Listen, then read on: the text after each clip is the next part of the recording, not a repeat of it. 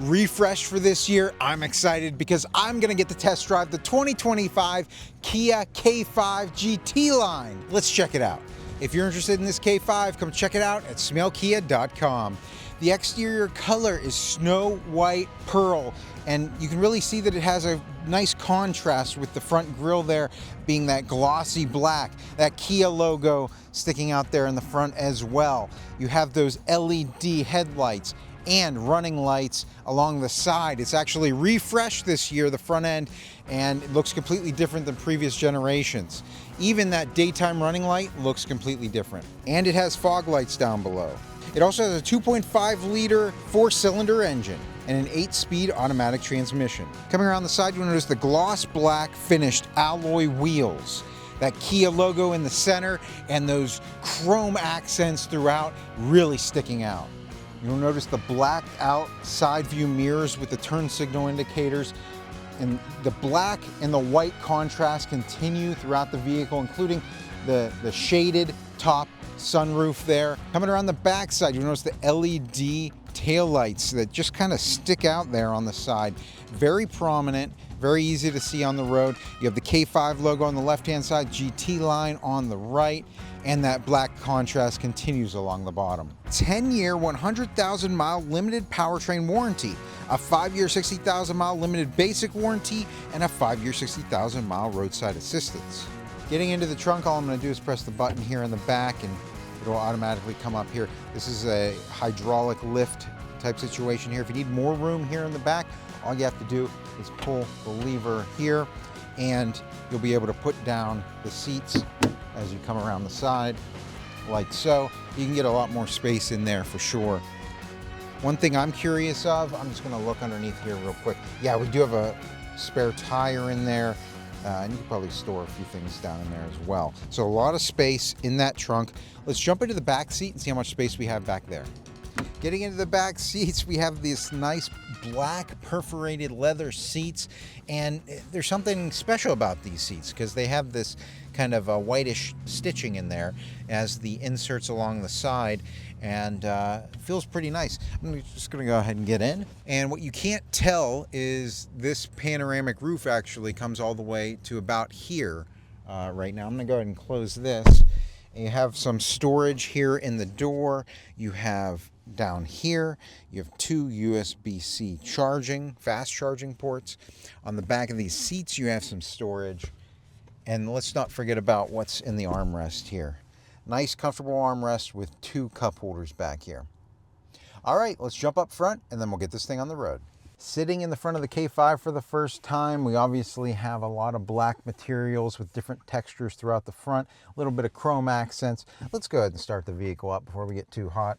Put my foot on the brake, hit the engine start stop button, and the panels on the dashboard up here light up. We have a dashboard, fully digital display on the left-hand side, your miles per hour on the left, RPMs on the right digitally there. You obviously have your infotainment screen on the right-hand side.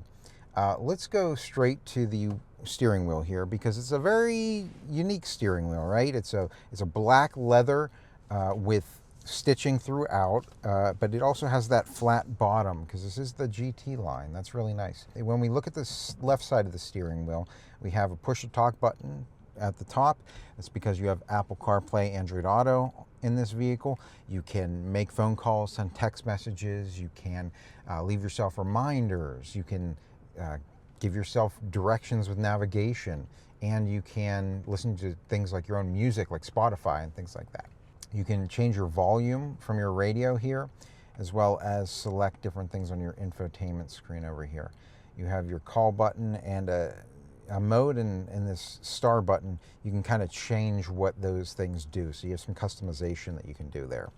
On the right side of the steering wheel, it allows me to change what's in front of me on the dashboard. I can have my safety settings, I can have my power distribution, I can have my trip meter, all that good stuff right up there on the dashboard.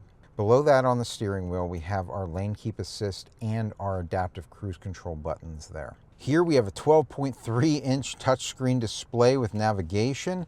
Obviously navigation there. We have our audio here and any phone calls there. Now you can obviously change what's up there, which is really nice, but just pretty easy to do. You can go in here, you can bring your navigation up top if you want. So you really have a lot of different ways that you can view things on here. If I swipe left, I can go to my phone projection, voice memo, valet mode, different things like that. We've setup and maintenance and all that stuff right there. So down below your infotainment screen, we have your volume and power for your radio here.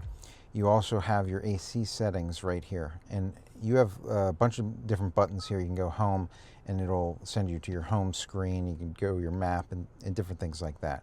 Now let's say you want to go to your AC. You just click this little button here. Now you have your AC controls. You can bring your fan up and you can do whatever you want here. You can even hit the auto climate, which will do it itself.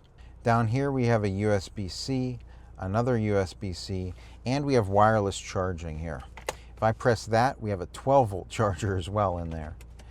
A lot of different stuff down here. In this little compartment here where the wireless charging is, you have a lot of really nice grippy texture to it. So it looks like you can actually even, yeah, you can pull this out and for easy cleaning, it looks like.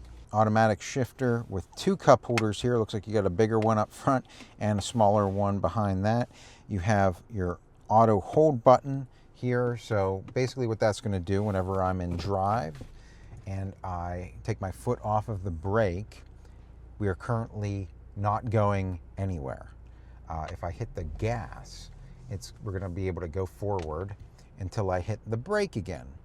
And now what that's doing is it's just locking us in place until I hit the gas again. Just really nice for stop and go traffic.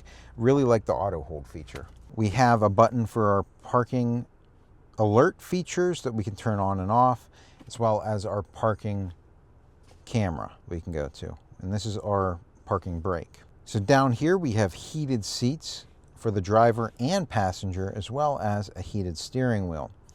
And here we have our drive mode. So let's take a look at that. So we have normal, sport, my drive's probably a more customizable drive, and snow. We have a little section up here for storing some loose stuff, maybe some pens, pencils, loose change, things like that.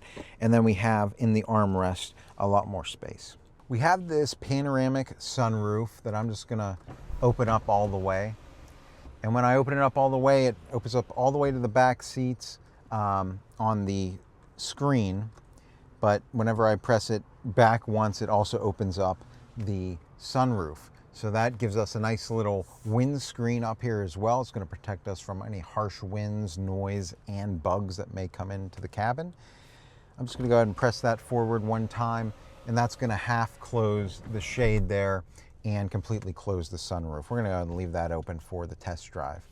We have some lights up here, as well as your Kia Connect, and it looks like an emergency call. So that was a lot of features on the vehicle. Let's go ahead and get out on the road and test some of them out. I'm going to get out onto the highway in normal mode.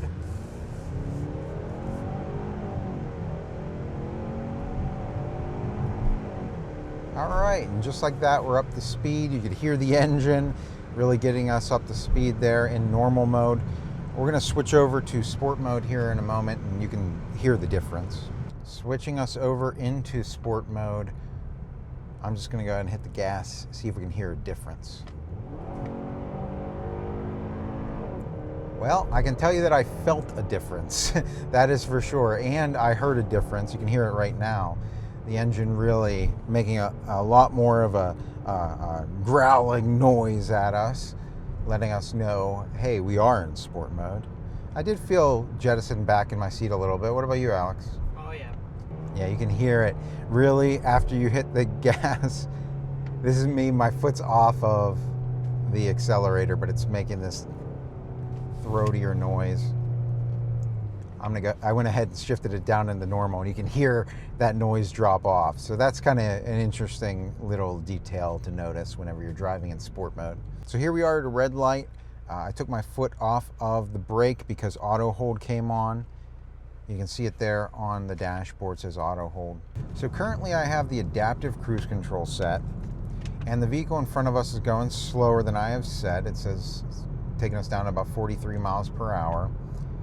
And it's keeping a distance between me and the car in front of me. It's starting to speed me up as they start to speed up.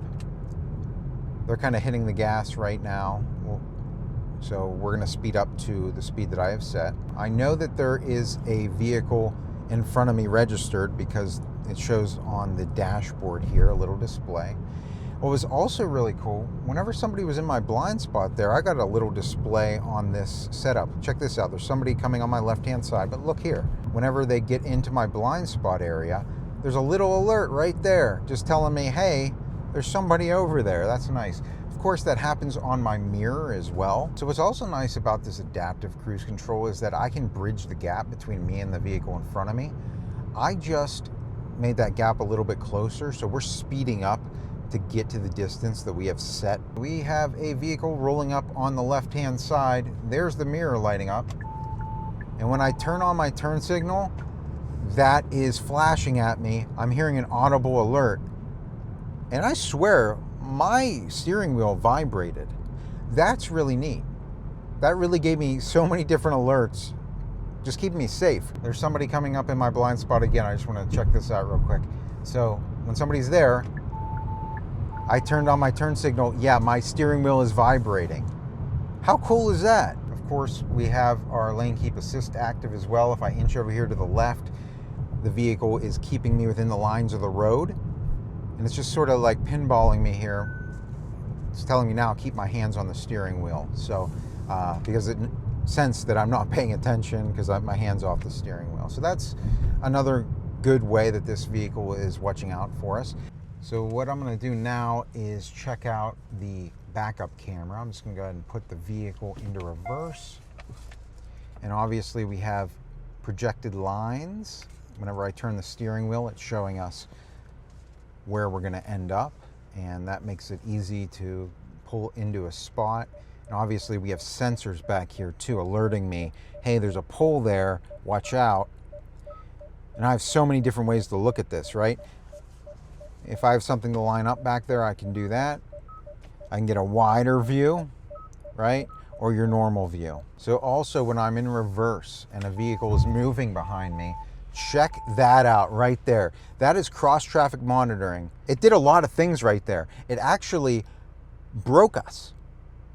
It stopped the vehicle from having that collision. It also vibrated the steering wheel. I've never actually been in a vehicle that has done that before, but that would have saved us in a really horrible situation for sure. So something that's really cool I'm noticing here on the infotainment screen as well as the dashboard, you have the speed limit sign. So I know what speed I should be going at any moment. So it's awesome to see all these new features in the 2025 Kia K5 GT line. If you guys have questions about them, leave them in the comments section. We'll make sure to get back to you. You can come see it in our showroom right off Route 30 in Greensburg, or visit us online at smailkia.com. Until next time, enjoy the ride.